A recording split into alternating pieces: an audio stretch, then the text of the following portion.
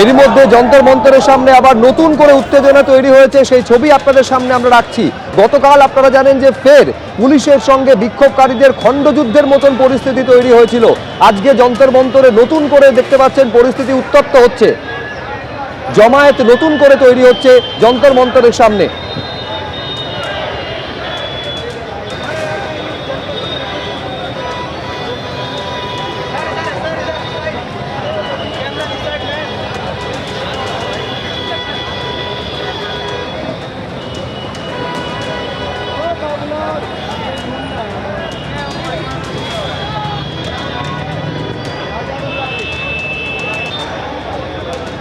দিল্লির জনপদ মেট্রো স্টেশনের সামনের ছবি দেখতে পাচ্ছেন, যেভাবে নিট পরীক্ষার প্রশ্নপত্র ফাঁস হয়েছে এবং তার যে প্রতিবাদ, সেই প্রতিবাদ বিভিন্ন জায়গায় দেখা যাচ্ছে। জনপদ মেট্রো স্টেশনের সামনের ছবি দেখছেন।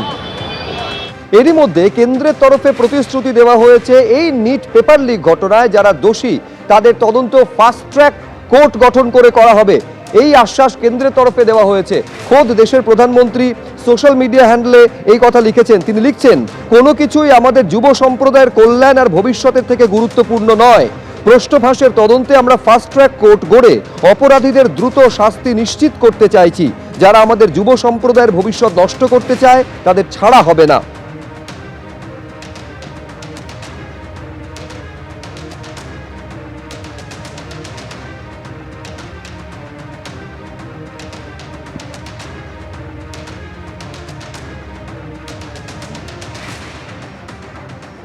আর এই প্রশ্ন ফাঁস মামলায় পুরোপুরি তদন্তের জন্য প্রস্তুত রয়েছে কেন্দ্র সরকার, এই কথা জানিয়েছেন কেন্দ্রীয় আইনমন্ত্রী अर्जुन राम मेघवाल। देखिए, आज प्रधानमंत्री ने एक बहुत महत्वपूर्ण निर्णय लिया है कि पेपर लीक के जो मामले होंगे वो फास्ट ट्रैक कोर्ट के माध्यम से उनको ट्रायल होगा, स्पीडी ट्रायल होगा और सजा भी जल्दी होगी, डिले नहीं होगा। ये बहुत महत्वपूर्ण फैसला है। पेपर लीक में युवाओं की जो आवाज़ है कि जल्दी सजा मिले, इस दिशा में बढ़ाया गया एक कदम है। लेकिन विपक्ष को प्रधानमंत्री की बात जो है समझ नहीं आ रही। विपक्ष कह रहा है कि जब तक धर्मेंद्र प्रधान का इस्तीफा नहीं होगा तब तक देखिए पेपर लीक जिन्होंने किया उनको सजा मिले, ये विपक्ष नहीं चाहता है क्या? ये विषय কেন্দ্রের তরফে যখন এই দাবি করা হচ্ছে তারা পেপার লিক নিয়ে আলোচনার জন্য প্রস্তুত, তখন সৌগত রায় তিনি বলছেন আগে ধর্মেন্দ্র প্রধানের ইস্তফা আমাদের দাবি রয়েছে এবং তারপর তা নিয়ে আলোচনা। কি বলেছেন দেখুন। ये तो छात्र आंदोलन पर है, वो जो सिद्धांत लेंगे पीएम का ट्वीट पर हम देखेंगे, लेकिन ये जो लाठीचार्ज हुआ छात्रों पर, टीयर गैस सेल चला, उसको भी विचार होना चाहिए। এই নিট প্রশ্নপত্র ফাঁস কাণ্ডে যখন দোষীদের শাস্তির ব্যাপারে ফাস্ট ট্র্যাক কোর্ট গঠন করার কথা দেশের প্রধানমন্ত্রী বলছেন, তখন পাল্টা আক্রমণ শানাচ্ছেন রাহুল গান্ধী এই বলে, আপনিই সেই ব্যক্তি যিনি আমাদের যুব সম্প্রদায়ের ভবিষ্যতের সব থেকে বেশি ক্ষতি করেছেন। আমাদের শিক্ষা ব্যবস্থাকে আপনি দখল হতে ও ধ্বংস করতে উৎসাহ দিয়েছেন। এর জন্য যারা দায়ী তাদের আপনি রক্ষাও করেছেন। পড়ুয়াদের দাবি পরিষ্কার, ধর্মেন্দ্র প্রধানকে বরখাস্ত করুন, ছাত্রদের কাছে দুঃখ প্রকাশ করুন, যারা পড়ুয়াদের উপরে আক্রমণ করেছে তাদের বিরুদ্ধে ব্যবস্থা নিন।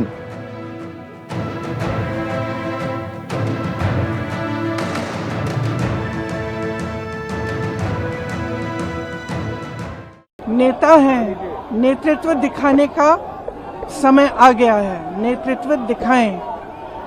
बच्चे कुछ कह रहे हैं, पहले उनकी बात सुने। उनकी मांगे क्या है? स्पष्ट मांगे हैं, धर्मेंद्र प्रधान रिजाइन करे। दूसरा कि जितने भी जिन्होंने इनको मारा है, पीटा है, उन पे कार्रवाई हो। तीसरी इनकी डिमांड, जितनी भी डिमांड है इनको पहले आप फुलफिल करो ना, इतना मुश्किल नहीं है। सिस्टम में भरोसा टूट गया है, बच्चों का, स्टूडेंट्स का भरोसा टूट गया है। तो सिस्टम द्वारा अगर आप कोई सोल्यूशन देंगे तो बच्चा उसको एक्सेप्ट नहीं करेगा। अगर उन्हें सोल्यूशन देना है वो बच्चों की बात सुने, जो बच्चों की मांगे हैं उनको पहले पूरी करें। নিট পরীক্ষার প্রশ্নপত্র ফাঁস কাণ্ডের প্রতিবাদে যন্তর মন্তরে আন্দোলনরত পড়ুয়াদের পাশে দাঁড়ালেন অভিনেতা সলমান খান। তাদের সাহসিকতাকে কুর্নিশ জানিয়েছেন তিনি। পাশাপাশি তিনি লিখছেন, এই লড়াই শুধু শিক্ষার উন্নতির জন্য। তাই কোনোভাবেই যেন এতে রাজনীতির রং লাগানো না হয়। দৃঢ় অবস্থানে দাঁড়িয়ে থাকা প্রতিটি শিক্ষার্থীর পেছনে রয়েছে একটি স্বপ্ন, একটি পরিবারের আশা ও অসংখ্য ত্যাগের এক পথ চলা, এই বলে পোস্ট করেছেন বলিউড অভিনেত্রী আলিয়া ভাট।